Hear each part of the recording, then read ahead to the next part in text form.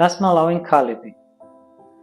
როდესაც ჩვენ ვხედავთ ლამაზ ქალს, რომელსაც ლამაზად დაცვია, ლამაზი მაკიაჟი აქვს, ლამაზი ვარცხნილობა აქვს, დახვეწელია, ჰარმონიულია, ელეგანტურია და ასე შემდეგ, ყოველთვის უნდა გვესმოდეს, რომ ეს სილამაზე ერთგვარი ფარია და არა თავისუფლება.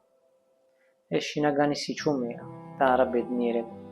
სიჩუმე, რომელიც ხშირად ფარავს დაუმთავრებელ კონფლიქტებს, ტკივილს, აუხსნელ ოცნებებს, დახშულ ემოციებს და პატარ-პატარა პრობლემებს, რომელსაც ყოველდღიური ცხოვრება უქმნით. რადგან ლამაზი ქალების მიმართ ხშირად გარემო საკმაოდ დაუნდობელი და სასტიკია.